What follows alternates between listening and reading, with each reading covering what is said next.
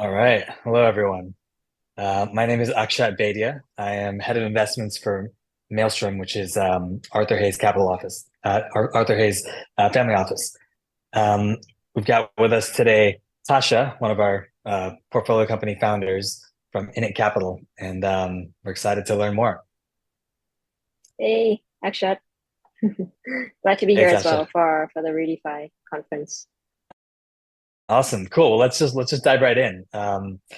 Maybe you can just give us a quick intro and background of yourself and an overview of INIT Capital. Yeah, sure. So I'm Tasha, founder and CEO of INIT Capital. Actually been building in DeFi since 2020 with different experiments and different protocols launched since 2020. So first built Alpha Finance and pretty much came up with the concept of leverage farming in the in the beginning of the farming era in 2020. Did different experiments with different angles of leverage, different ideas in DeFi, and pretty much also helped incubate various DeFi projects through Alpha Venture DAO. So pretty much, get our hands dirty through different pockets of DeFi for the past, 4.5 years. Um, yeah, and I think that all pretty much led to INIT Capital as well, because I think INIT Capital is a very unique approach to how we're thinking of, what DeFi primitive should look like, right? So, long story short, for what INIT Capital is it's a liquidity hook money market. These four words may sound confusing in the four words alone, so let me kind of break that down a bit, right? So liquidity hook itself is a highly composable plugin for liquidity. So technically, any DeFi projects can plug in it and then make use of this liquidity in any way, right? So the benefit of this is that different DeFi protocols would not need to bootstrap and grow liquidity, but day one they would already have easy access to INIT and be able to make use of that in various use strategies, various leverage strategies, and as a result of that, right, end users pretty much have a one-click strategies built by all these different protocols that want to create various opportunities for end users. So it becomes a very active market. Different protocols are building different hooks. Different users can come into INIT Capital D app and then can do different one-click strategies and earn more yields in various ways. Got it. Okay, so can you let's go into detail a bit here. I think just dumbing it down for the simplest use case, let's say with a liquidity hook. How do you use it? Like a real life example would be great from both the perspective of retail as well as for a DeFi project. Yeah, so I think, for example, there is this hook built in collaboration with Ethena. So as a result of that, what users can do is, so this is called USDE looping hook, or like Ethena looping hook. What users can do is, in one click, users can be able to earn 100 up to 100x of sats. The sats itself is pretty much the Ethena tokens that's pretty much given into users for doing this action, right? On top of different yields from this organic yield that comes inherent with the hook itself. So in one click you would get that. On the protocol level, what it does, and this is where the integration happens between different protocols.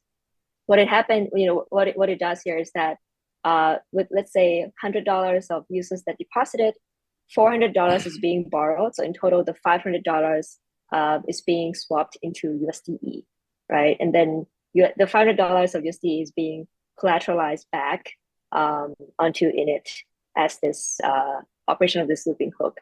So as a result of that, users pretty much are getting access to up to 5x of the capital that they have originally in one click from this operation of different integrations that happen. Got it. Got it. And who creates the liquidity hook? Can anyone plug in and link different DeFi protocol with one of these strategies, or does it need to be the protocol itself? Yeah, pretty much anyone can create. It's permissionless. A lot of times it's the developers of each different protocols because they're familiar with their codes. And pretty much, the protocols themselves would know what's the goal they want to achieve with different hooks they're created. The goals actually pretty much vary, right? I think that's also the beauty of hooks that we have created, because the architecture of INIT Capital is very modularized.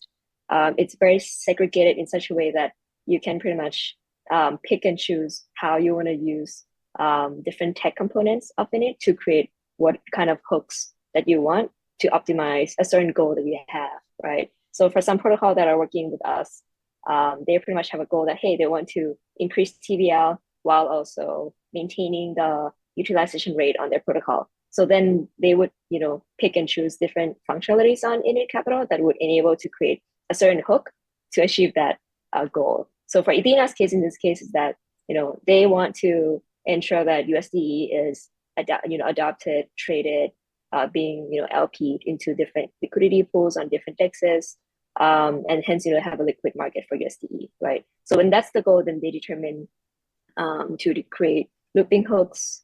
So with looping hooks, there are different components that they can mix and match to be able to create in a very easy way. Got it. Okay. So it is self-serve. It is kind of a permissionless platform, as you say. From the retail user standpoint, does it appeal to a specific type of user? Like what kind of user or users, if you were to categorize them in a few buckets, would you think benefit the most from participating in the way that INIT Capital works? Yeah. I think one of the things that we want to achieve from building INIT as well is to lower the barrier to entry for in DeFi, and also giving it more accessible to everyone. Because I think nowadays, like, there are so many protocols, so many yield strategies, so many yield opportunities, so many chains, right? And then you get siloed and fragmented into all these information. What we're trying to do is all these protocols that are building hooks for users on INIT is pretty much simplifying all those opportunities already, right? So you come to INIT, if you are less risky users, you would just do a lending option, right? That is very least risky, I would say. If you're up for more, a bit more risk, if you want to explore a bit more higher yield opportunities, so in more of like a spectrum of investment, risky to non-risky. If you're willing to move down a bit more on the risky route, then all these hooks that are available for you, right? And then in each hook, it's pretty much summarizes what it does in a quick infographic. So it very much explains what your money is being put through, and then what are the risks, what are the benefits, what's the APY, what's the ROI. If it's worth it, then for your risk appetite, then you can go for it, right? So all these hooks pretty much present all those opportunities, and then cater to whether it's beginner to advanced DeFi users. Got it. Okay. So from the user standpoint, there's essentially a dashboard you're saying where users can assess how much risk they're taking depending on which hook that they're using. Is that right? Yeah, correct. Yep. Okay, got it. And from the protocol standpoint, are they also able to see what kind of systemic risk they are introducing into on the protocol side? Mm-hmm. Yeah, they do. There are two types of collaborations though. A lot of time, for example, it's something additional to their core product. USDE itself is this whole stable point, and the whole product is like making sure it's pegged, right, and adopted. And then this collaboration with Ethena that we have, it's more on how do we make sure that Ethena gets USDE gets adopted even more. So it's not even linked with their pegging system, right? So in this case, it's quite good because it's already like siloed the risk by default. But on the other hand, if the collaborations are inherent with the protocol, which are quite a number of them. For example, One Delta, which is another protocol that pretty much enables different hooks through INIT Capital. It's built, directly, with their product core product offering. In this case, they would also be able to access the risk because they're actually the one building it, so they would know, how they interact with their code, which of the integration angles that they need to be more careful, given how their code works and how our code works. Got it. Okay. Interesting. So I guess shifting gears a little bit, out of the weeds, it'd be great to understand why'd you build it? What motivated you to create INIT Capital in the first place? Yeah, I think mainly like twofolds, right? Like the problems with different DeFi protocols that I see is they're all fighting for liquidity as well as also there are different objectives that they're willing to achieve, but there's pretty much no way that they can achieve it apart from waiting for someone to build it for them, right? So for instance, easy example, if you're a DEX and if you want to have margin trading, how can you have it, right? Or if you're a DEX, if you want to have a perp and leverage trading, how can you have it in a quick way and an easy way and safe way, right? Instead of having to do a big integrations or anything. Or, same with Ibina. When you go to another chain, you want to make sure it's already adopted day one. With traded, added into liquidity pools without having to wait for different yield strategies from projects to launch on that particular chain and then build it for you, right? So in this case, you can pretty much have control of your destiny in a sense, and then achieve your goal by quickly just plugging into init and building different hooks. And because init is already have initial liquidity bootstrapped on the protocol itself, these are the liquidity that can, right, for all these different integrations. So in this case, the integrated protocols also don't need to find their own liquidity because it's already here, right? So ultimately, I think it becomes a big match between what end users want to have, which is, hey, can we have like an all-in-one platform to access all these different DeFi opportunities in one place, which is where they can find on Init, right? And then on the protocol side, it's like, hey, how can we create all these different functionalities that they want in an easy and quick way, while also have liquidity bootstrapped already? Then they come to Init as well. So I think it really like finds the match between both sides, and these two sides also become like a flywheel of itself, because the more protocols being integrated within it, more hooks being created, more one-click strategies offered to end users through these hooks, and then more users drive more protocols wanting to interact within it. So it really becomes like a active ecosystem. Got it. So what are some of the key metrics or KPIs that you're using to assess, are we successful, or how successful are we? Yeah, so I think three metrics actually. So first one for sure is total value locked to engage. How much liquidity, how much capital is being processed through INIT Capital, right? The second one is also number of integrations, number of protocols that benefit from this. And right now there are 10 protocols already that have pretty much benefited from INIT Capital, whether it's through direct integration or they're the one building it, or like collaboration in different forms. So I think we make sure that what we have is not only just just tracking the TVL, but making sure that it leads to the actual value and an actual contribution to the end users, and also the protocols itself. Okay, got it. And how do you scale from here? What's the game plan in the next 6 to 12 months for you guys? Yeah, I guess this would be where I share the alpha. And we actually have been building a lot on the infrastructure side, because I think what we have been achieving from Init really shows that there's a huge opportunity for what we're going for, right? So I think the past 1 month is actually where we've been extending the of Init to support even more functionality, support even more protocols. So ultimately, this infrastructure would you can think of it more of like a DeFi infrastructure, where anyone can launch a DeFi protocol in a minute through this infrastructure, DeFi infrastructure that we're building. Anyone can add a new functionality to the existing protocol in a minute, and all of these are accessible via front end. So I think it would be like a big game changing infrastructure that we're building in the DeFi space, because we pretty much haven't seen anyone or like any opportunity or any protocol pretty much being built to facilitate launching and deploying of DeFi functionalities, DeFi protocols in a quick way, right? A lot of times people just fork and make changes to it, a lot of times those changes also lead to loopholes and then later on like exploited. So I think we really want to change the whole game of how DeFi is being launched, deployed, and added with new functionalities.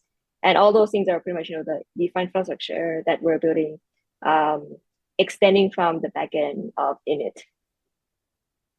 Got it. Okay. That's huge. That's pretty interesting. So right now, what's the closest business model you've seen to that? Is there anything that's even close, or you think this is truly a novel, I guess, set of tools that you're launching? Yeah, I would say it would be Outlayer for DeFi, primitive, right? So pretty much like Outlayer helps projects to launch, roll out very easily, in a few minutes, right? With what we're building, cannot share the name yet because we have a pretty big name for that. With what we're building is actually it's going to be a place where anyone can launch DeFi protocols in a minute. It can be a whole protocol. It can be a new functionalities of the existing protocol. With this, with this platform in place, it will really help speed up go-to-market of different DeFi protocols in new ecosystems. It can help you as an existing protocol add new functionalities in a safer way, faster way, so that you can like fight on different angles with other protocols instead of fighting on who goes live first. Right. Cool. Okay. Very excited to see how that unfolds. Um, I guess on the other hand, what are you most nervous about? What keeps you up at night, and specifically with regards to INIT Capital? Yeah, I think two things. First thing, yeah, I think first thing is pretty much like security as well. Like I don't think there's anything more important than security. We have like a very robust system internally and externally. Like we have like pretty extensive monitoring system, parameter system, risk framework, and also we also like leverage external companies that do like automatic warning, detection, all those things. So as much as we can do, it still is something that still worry as well because what we're building on the whole DeFi is very early, right? So I think it's been around for like 4 years. So as much as we can, prevent, it still is a risk for the whole industry. So I think to mitigate that, what we do is we make sure that every system is always updated to make sure it reflects of the new way of thinking of risk. So for example, with different stablecoins that come up, it doesn't mean that we have to employ the same risk framework with the new type of stablecoins, right? Or like with all these different chains that are live, what does that imply to our system? So we always have to question what it means to our system, given all these external changes that happen. Yeah, so I think we do as much as we can, and pretty much make sure that we set a standard for the whole ecosystem. Yeah, got it. Cool. Okay. Now kind of zooming out a bit to the broader DeFi ecosystem. Just curious, you're a builder in this space. Curious to hear your thoughts on what are you most excited about in DeFi more broadly? Yeah, I think it's pretty much like um, pretty much linked to what we're also building the next phase of in it, which is the DeFi infrastructure, right? Because if we're not as excited about it, like why are we building it, right? But pretty much, I think in the past, a year and a half, every project has been focusing so much on the low level infrastructure, different L1s in different shapes and form, L1 with more functionalities that's faster, different L2s, roll up as a service. And it becomes like, when you zoom out, you're like, okay, now we have all these like 100 chains, but not as lively ecosystem that's on these chains, right? So I think what's really interesting for the next phase in DeFi's and pretty much in blockchain is pretty much like if we take a one level up, zooming up and go one level up from these low level infrastructure, how do we actually like innovate in this DeFi ecosystem layer in such a way that it's not just deploying one protocol at a time and then like fighting for liquidity and then do the same game again with like liquidity mining, right? So I think it's really thinking about how can we redesign how DeFi is being built in a way that really moves the whole industry forward. Because technically, if you think about it, like DeFi primitive, whether it's money market, DEXs, perps, maybe like CDP as well. Use strategies. I consider these as all DeFi primitive. Like if we're still like fighting on who gets to build and who builds the better DeFi primitive, like when are we actually going to get to the phase where DeFi gets more interesting and like more adopted into like various use cases, right? So I think we should actually focus more on how can we help to create these layer of 0 to 1 in DeFi in a much faster way and much safer way, so that the next generation of developers can actually focus on new problems, new products, instead of reinventing and like re-innovating on how do we build DeFi primitive in different angles, right? Yeah, so I think that's pretty much like the vision that what we're building next at INIT would really solve that. And I think INIT is a great showcase for the bigger problem that we're working on, because with INIT, it really enables different DeFi protocols to have different functionalities that really add on to what their core product offering in such an easy way, and already like hook into liquidity that we already have, right? So how can we like scale that to a bigger scenario in which anyone can build a DeFi protocol in like a minute? Yeah, that's super cool. What's your view on points? The whole points programs thing has been wildly successful. Is it sustainable? Where do we go from here? What's next in that world? Yeah, I think points is another form of incentives. Probably even more speculation because there's no price on it yet, because the token is pre-launched, right? But I think incentives is still inherent in DeFi ecosystem nowadays, when use case is more on earning yields, right? I think, and that's also why what we're building next on in it is we really want to push DeFi to the next stage where we can focus on more like functionalities and more use cases. But I think given nowadays that DeFi is still pretty early and nascent, and a lot of use cases are around getting different yields, then like incentives will be a core part of the ecosystem, right? And then I think point is an interesting way, because a lot of times in the last cycle, it's pretty much users would use different protocols to get liquidity mining, which is the token of that protocol, right?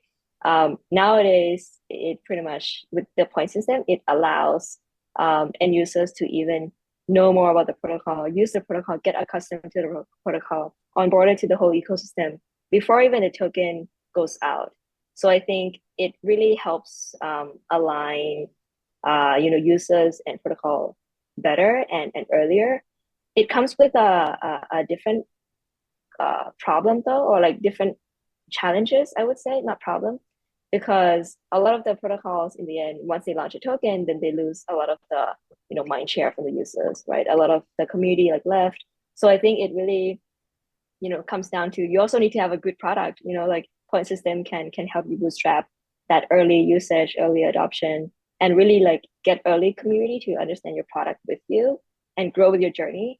But at the end of the day, like you need to have a good product, and you need to make sure that the growth phases you lay out post token need to be very solid, right? So I think as a whole, it even creates like a more challenging problem to protocols, because if they don't have that, then it will likely that they would not be able to keep these users, right? Which I think ultimately the protocols that are able to keep the users, have great product, have great growth stages after they launch the token, in the end they would come out even stronger, because they have everything. They have users, they have community, they have great product, they have all these growth metrics. Yeah, got it.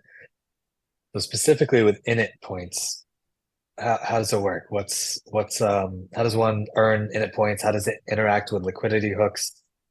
Just the overview would be helpful. Yeah. So anyone can earn init points from using the product directly, including like lending, borrowing, using different hooks. or even like referring people to use init, you would also get different points from that referral, from the referees usages. You can participate in different community quests and get init points through there. So no need to only use the product. You can also join and actively participate in the community. And I think the whole mechanic where we really want to make sure users are part of is how can they be a part of the whole journey of init, right? And ultimately, how can they also be an important piece to drive the flywheel? Because I think, if init is only the B2B side, which means that only protocols can create different hooks, but there's no users using it, then it would be very dry, right? And then ultimately, like the end users would not get the benefit of these hooks that are being created. So I think this is more like a way to show them that, hey, these are the opportunities that you could benefit from. On top of these existing yields, you get the points. But of course, I think the points is mainly something to introduce them to these actual real opportunities that are presented on init. Yeah, got it. Okay. DeFi has come quite a bit of a long way over the past few years, but I feel like on the UX UI front, there's still a lot of room for improvement. What do you see? What's improving and what still has some work left? Yeah, I think UX UI is a very interesting topic because I think um, a lot of times it's like and this firsthand hearing different protocols pretty much saying that, hey, like they're targeting the current users who are in DeFi, which like they're already used to this kind of UX UI, so they don't need to spend too much time simplifying or making it clear because this is their target group, right? I think a number of protocols actually think this, and that's why we don't see much of UX UI improvement as fast as we would like. But ultimately, I think if you're talking about different tools, different wallets, I think it actually helps. It actually has improved quite a lot through like UX UI adoption and making sure that the first entrants, that new users who are not currently in DeFi now, understand what they're doing a lot better, right? So I think there are like different mindsets from different protocols depending on like who you're targeting and like how long term are you thinking through for your project. Ultimately, personally, I think it should be simplified in a way that new users come in and also understand. Perhaps there can be like two versions, the pro version and the intermediate version. Or if you're not going to have two versions, a lot of the times you need to make sure there are like great infographics, great educational materials at the right place of the app to make sure it's not, a whole jungle experience for the new users. Yeah, got it. Cool. Well, yeah, no, great discussion. How can people find you on Twitter or the website? Yeah, the website is init.capital, and then the link to Twitter and everything is also on the website. We are very active on Twitter. Different community activities, different quests presented there. If you want to engage more, you can also join our Discord. Awesome. Okay. Well, thank you for your views on INIT Capital and DeFi more broadly. Pretty great discussion. Thanks so much, Akshat. Great chat. Thanks.